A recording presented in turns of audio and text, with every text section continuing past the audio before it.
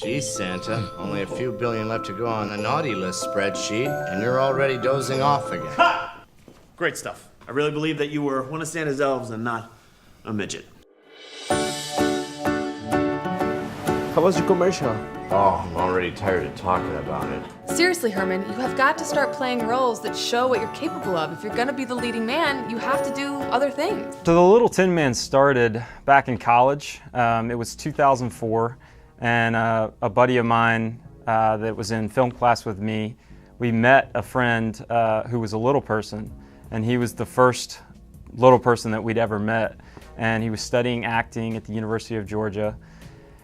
And we just were really intrigued by his story, but also his plight as an actor, but also as a human being.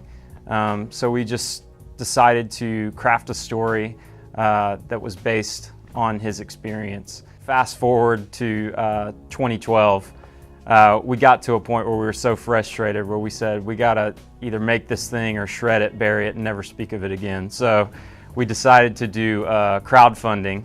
And so we launched a campaign on Kickstarter, and in 30 days we raised over $100,000, and that sort of catapulted from dreaming to doing overnight. Are you gonna audition to be a Munchkin tomorrow? Oh, not just a Munchkin. Mayor of Munchkinland. There's a hierarchy that deserves to be recognized here.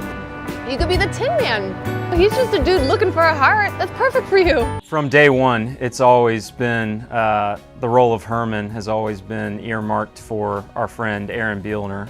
There were actually a couple of junctions along our journey where people wanted us to recast that role, but we sort of said, no, that's a deal breaker, and fell on the sword for Aaron because we knew that he was talented. We knew that he deserved a shot in a leading role. And so I'm so excited for this movie to come out because I know that so many more people are going to be able to see his talent and probably cast him in more projects. Are there any other roles available without the word Munchkin? I just want to know why I have to be typecast. Yes! No, I would like to read. I'm thinking 30 seconds. I just want another chance. I tried to cast people that I knew could just come up with amazing material on the spot and really add so many layers to the script. And so in the case of Kay Cannon, who's probably the biggest name in the film, she wrote the movie Pitch Perfect. She was a writer on 30 Rock for 6 years. So bringing her into this process, I knew that she just was such a value add, and all of a sudden this character that we've written is so much more fleshed out when it's coming out of her mouth. We had this script that is very heartfelt at its core, but it's a comedy. So I actually sort of coined the term comma instead of dramedy, because the comedy comes first and it endears you to the characters, and then all of a sudden you care what they're going through. Someone asked me how hard it was to make a micro-budget feature, and I said it's basically like playing Jenga blindfolded beside a box fan turned on high. You know, we raised $100,000 on Kickstarter, and that sounds like a bunch of money to a layperson, but in movie terms, that's nothing, you know. And so we found ourselves just, you know, constantly having to change things or just, you know, be very organic with the process, because there's, you know, a lot of opportunity for, you know, to go big or go small. So it forced us to figure out what's most important to tell this story.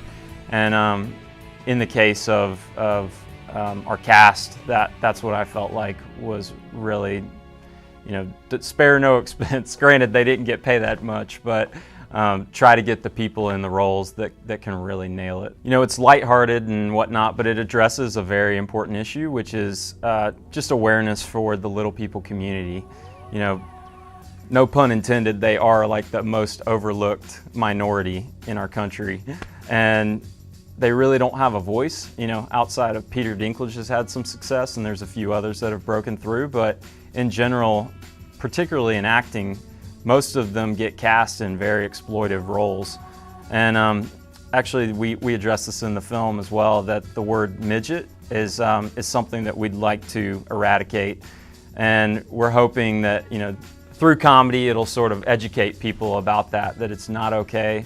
And, you know, if you inserted any other slur about any other minority in today's society, people would be up in arms about it. But this is an opportunity to say, hey, these people are, you know, just as human as you are, and they deserve the same respect and shouldn't be subjected to discrimination.